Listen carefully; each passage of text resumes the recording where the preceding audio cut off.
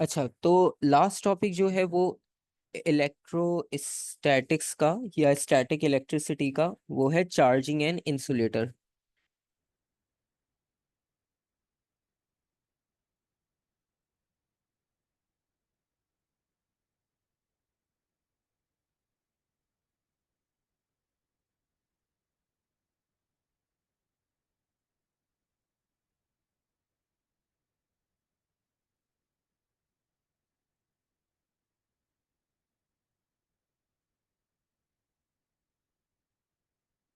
तो charging insulator की अगर हम बात करें, तो अब इलेक्ट्रोस्टैटिक में ये चीज़ भी बड़ी इंपॉर्टेंट होती है कि इसमें अभी तक हमने कोई कंडक्टर की बात नहीं की। ठीक है, क्योंकि मैंने आपसे कहा था इसमें मूवमेंट की बात ही नहीं होगी। तो कंडक्टर का तो मतलब यही है कि वो मूव करवाएगा चार्ज को, वायर जैसे ही आएगी वो चार्ज को मूव करा देगी। लेकिन हमने तो मूवमेंट करवानी नहीं है। तो जब हमने मूवमेंट ही नहीं करवानी, तो आ, हम जो बात करेंगे वो सिर्फ इंसुलेटर के बारे में बात करेंगे। ठीक है, तो ये आपके पास इंसुलेटर की बात हो रही है। अब इंसुलेटर में प्लास्टिक है, वुड है, ग्लास है, क्लॉथ है, ये सारी चीजें आती हैं। ठीक है, अब इसको चार्ज करने का और चार्ज को आइडेंटिफाई करने का एक सिंपल सा तरीका है। ठीक है, वो ये है, आप सबसे पहले इसमें लिखोगे अ बॉडी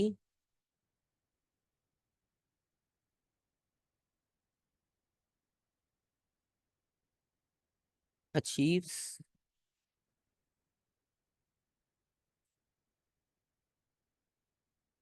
चार्ज। मैं बता देता हूँ। Due two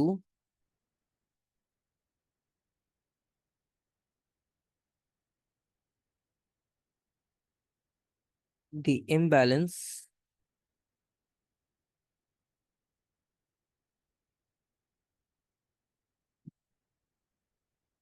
of number of protons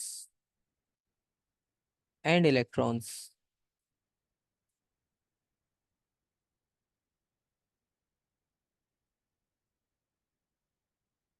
अच्छा, आपने क्वेश्चन पूछा कि इंसुलेटर्स क्या होते हैं इसको हम कैसे एक्सप्लेन करें।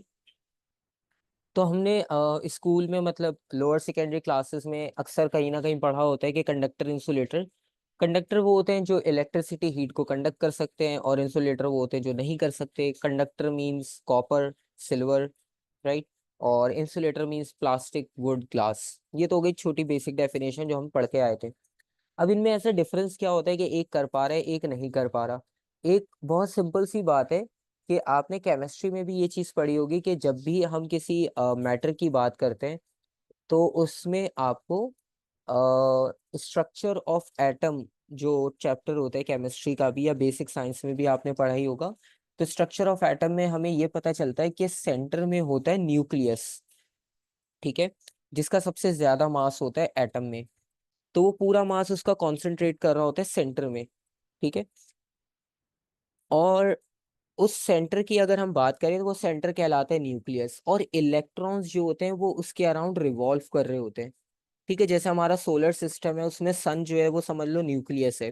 ठीक है, और हमारा प्लेनेट एक इलेक्ट्रॉन की तरह है जो रिवॉल्व किए जा रहा है उसके अराउंड। ठीक है, तो जो पॉजिटिव चार्ज है वो सारा न्यूक्लियस में होता है, सेंटर में होता है। और जो नेगेटिव चार्ज है वो उसके अराउंड रिवॉल्व कर रहा है। ठीक है, ये होता है सिंपल स्ट्रक्चर ऑफ एटम। अब यहाँ पर जो लिखा हुआ है, एक तो डेफिनेशन ये लिखी है कि एक बॉडी पर चार्ज क्यों आता है। उससे पहले हम ये देखते हैं कि इंसुलेटर और कंडक्टर में ऐसा प्रॉब्लम क्या है कि एक कंडक्ट कर पा रहा है, एक कंडक्ट ही नहीं कर पा रहा।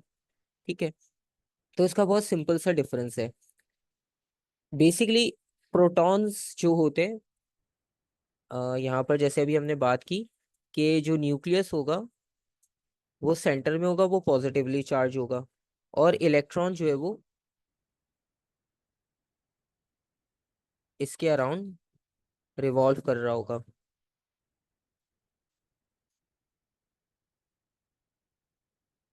ठीक है, ये इसका स्ट्रक्चर है। अब जो सेंटर है ना वो हमारा समझ लो एक तरह से बेस है। जैसे आपके पास बिल्डिंग हो तो उस बिल्डिंग की जो ग्राउंड फ्लोर होता है वो बेस होती है। तो ये बेस की तरह है। अगर आप प्रोटॉन को हिलाओगे यहाँ से, तो ये पूरा एटम डिस्ट्रॉय हो जाएगा, ठीक है, डिफॉर्मेशन हो जाएगी। तो प्रोटॉन तो मूव कर नहीं सकता, ये चीज हमें माइंड में रखनी है। ठीक है, ये अभी इलेक्ट्रिसिटी में भी आएगा, क्योंकि अभी मूवमेंट की बात हमने करनी नहीं थी, लेकिन मैं इंसुलेटर कंडक्टर का डिफरेंस बताने के लिए कर रहा हूँ। ठीक है, तो प्रोटॉन तो मूव नहीं कर सकता, मूव कर सकता है तो सिर्फ इलेक्ट्रॉन, उसको इतनी जो है वो फ्रीडम है कि वो मूव कर सकता है। प्रोटॉन नहीं कर सकता, क्योंकि उसने बेस को संभाला हुआ है एटम की, ठीक है, स्ट्रक्चर को संभाला हुआ है बेसिकली। अब इलेक्ट्रॉन तो मूव कर रहा है, लेकिन इलेक्ट्रॉन जो है वो प्लास्टिक में भी है, इलेक्ट्रॉन कॉपर में भी है। तो प्लास्टिक का इलेक्ट्रॉन क्यों नहीं मूव कर रहा? ठीक है, मतलब अगर आप प्लास्टिक यूज कर रहे हो, इलेक्ट्रिसिटी वायर की जगह आपने वायर हटा के एक प्लास्टिक का पीस लगा दिया, तो इलेक्ट्रिसिटी फ्लो नहीं कर रही। ठीक है, आपने वायर लगाई तो फ्लो कर रही है। हालांकि दोनों में इलेक्ट्रॉन है, क्योंकि एटम का स्ट्रक्चर तो यही बता रहा है कि प्रोटॉन भी है इलेक्ट्रॉन भी है। ठीक है, तो कंडक्टर में होता ये है कि कंडक्टर के बाद जो फ्री इलेक्ट्रॉन होते हैं ना, सॉरी, जो इलेक्ट्रॉन होते हैं वो फ्री मूव कर सकते हैं। ठीक है, आप जब कंडक्टर की बात लिखते हो,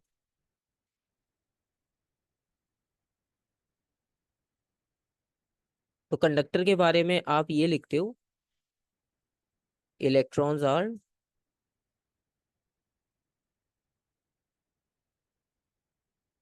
free to move.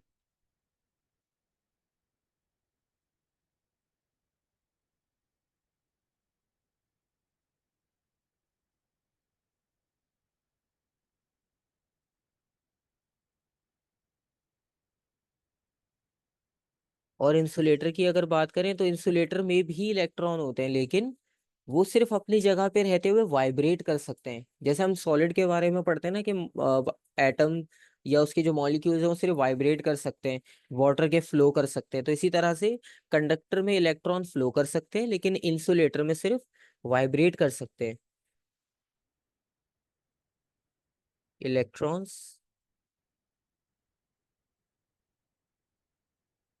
Can only vibrate.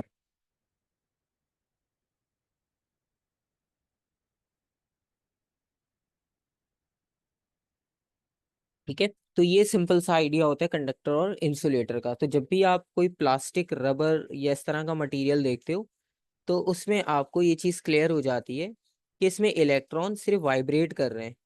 ठीक है, उसमें मूव नहीं कर सकते। ये सिंपल सा आपने बस आइडिया अपने माइंड में रखना है।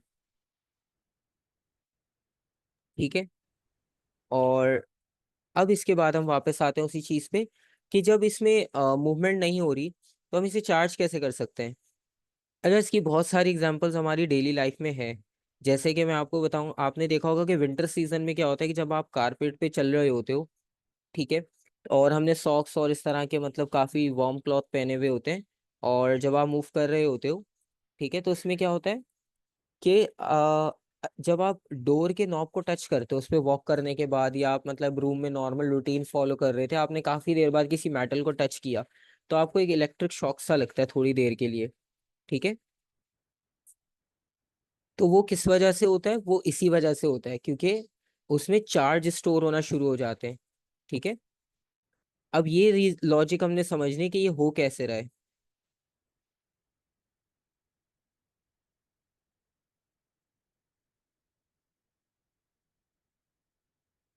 जी बिल्कुल ऐसे ही है। आप किसी चीज के साथ रब करते हो तब भी ये चीज आपको फील होती है। तो ये कॉन्सेप्ट आपके पास बहुत कॉमन है। ठीक है, अब इसी चीज को हमने साइंटिफिक वे में लिखना है कि ये कैसे पॉसिबल है।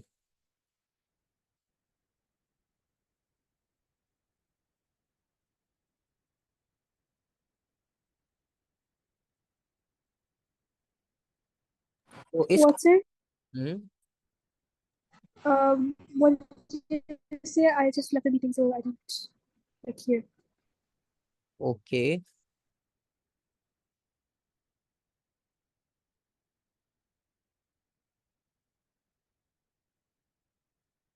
तो चार्जिंग इंसुलेटर की जो बात कर रहे थे हम, ठीक है, इसमें दो पॉसिबिलिटीज हैं।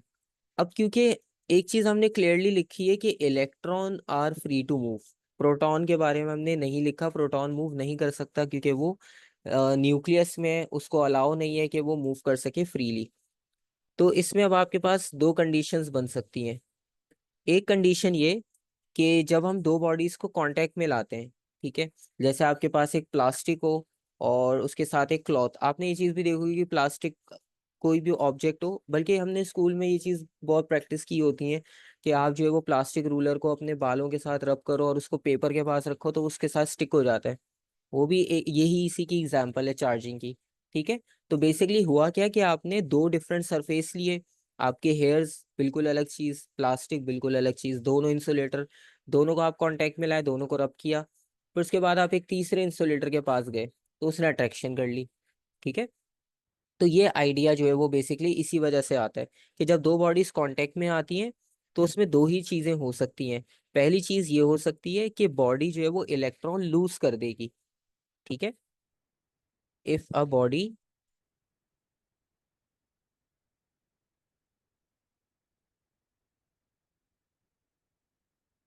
loses electrons, सो अगर ये केस होगा तो उस केस में आप ये लिखोगे कि बॉडी पर जो चार्ज आएगा वो पॉजिटिव चार्ज आएगा।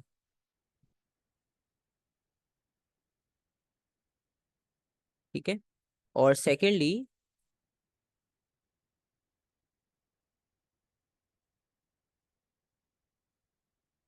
नहीं नहीं, इसमें आपने कोवेलेंट और इसका कुछ भी नहीं करना, केमिस्ट्री यहाँ पे हमने बिल्कुल भी नहीं लानी, बस जितनी इंफॉर्मेशन हमें चाहिए थी वो हमने लिख ली, इससे आगे हम कोई स्ट्रक्चर की बात नहीं करेंगे। अब हम वापस चार्जेस पे आ गए। ठीक है, और इसका रीजन भी बताऊंगा कि लूज कौन कर रहा है, क्यों कर रहा है, गेन जो कर रहा है वो क्यों कर रहा है। ठीक है, so if a body gains electron,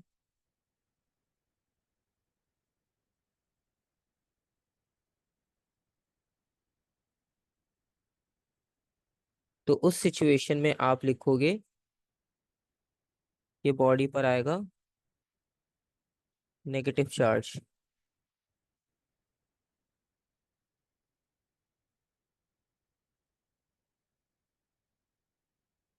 ठीक है, ये हो गया आपके पास कॉन्सेप्ट।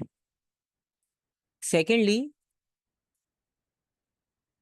अब इसमें ये जो लूज और गेन का कॉन्सेप्ट है ये कैसे हमें पता चल रहा है, और एक चीज अब हमें क्लियरली याद रखनी है, ठीक है, ये चीज आपने भूलनी नहीं है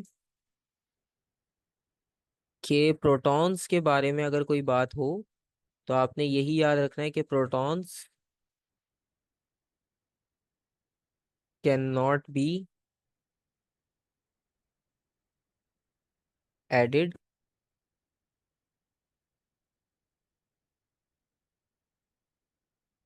और रिमूव्ड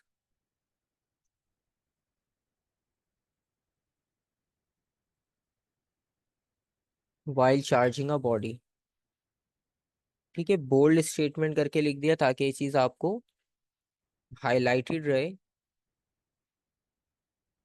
ठीक है, बहुत सारे क्वेश्चंस इसमें इसी से रिलेटेड होंगे, और उसमें ये मिस्टेक अगर आपने कर दी तो पूरा क्वेश्चन जीरो। ठीक है, तो प्रोटॉन्स कभी भी ऐड और रिमूव नहीं होगा, आप देखो हर जगह इलेक्ट्रॉन लिखा हुआ है, इस पूरी स्लाइड में आपको सिर्फ इलेक्ट्रॉन की मूवमेंट के बारे में पता चल रहा है। ठीक है, इसमें प्रोटॉन कहीं भी मूवमेंट में नहीं मेंशन किया हुआ। ठीक है, अच्छा, बेसिकली होता ये है कि अब सबका स्ट्रक्चर अलग है, क्लॉथ का अलग है, प्लास्टिक का अलग है। तो जिसका लूजली बाउंड होते हैं इलेक्ट्रॉन, ठीक है, जिसने मतलब इतने स्ट्रांगली इलेक्ट्रॉन्स उसके बाउंड नहीं है तो वो लूज कर देते हैं। ठीक है, और जिसके स्ट्रांगली बॉन्डेड होते हैं वो गेन कर लेते हैं। ठीक है, तो जब दो बॉडीज कांटेक्ट में आती हैं तो दोनों की बिल्कुल एग्जैक्ट प्रॉपर्टी तभी होगी जब दोनों ही मटेरियल एक जैसे हों, जैसे प्लास्टिक प्लास्टिक। ठीक है, लेकिन अगर दो बॉडीज अलग अलग होंगी तो उनकी प्रॉपर्टीज भी डिफरेंट होगी। ठीक है, किसी एक का डेफिनेटली दूसरे के कंपैरिजन में लूजली या टाइटली पैक्ड इलेक्ट्रॉन्स का स्ट्रक्चर होगा। ठीक है, अब जिसका लूजली बॉन्ड है, अगेन इसमें हमने नाम याद नहीं करने कि किसका लूजली होता है किसका टाइटली होता है। ठीक है, क्योंकि हम यहाँ पे स्ट्रक्चर नहीं पढ़ रहे, हम सिर्फ बेसिक आइडिया डिस्कस कर रहे हैं कि बैकग्राउंड क्या है इसका, इस पूरे कॉन्सेप्ट का। ठीक है, वो आपको खुद लिख कर देंगे कि कहाँ पर क्या चार्ज आ रहा है, तो आपको याद करने की जरूरत नहीं है कि किस मटेरियल पे कौन सा चार्ज होता है। ठीक है, तो इसमें ये नहीं है कि आप याद करने बैठो कि प्लास्टिक पे कितना आएगा और क्लॉथ पे कितना आएगा। ऐसा कुछ भी नहीं करना ना। मैं यहाँ पर कोई नाम लिख रहा हूँ कि आपने इनके चार्ज याद कर लो तो ईजी हो जाएगा। ठीक है, कॉन्सेप्ट याद रखो, आंसर खुद मिल जाएगा आपको। तो इसमें सिंपल सी काम यही हो रहा है बेसिकली कि आपके पास जिसका वीकली, जैसे यहाँ पर हमने फर्स्ट पॉइंट लिखा है ना, लूजेस इलेक्ट्रॉन। तो अब ये लूज इलेक्ट्रॉन्स इसलिए हो रहे हैं यहाँ पर कि ये इसके जो इलेक्ट्रॉन्स हैं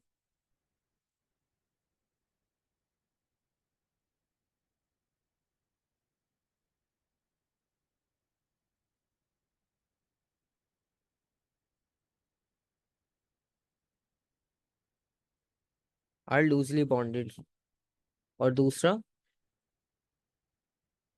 इलेक्ट्रॉन्स आर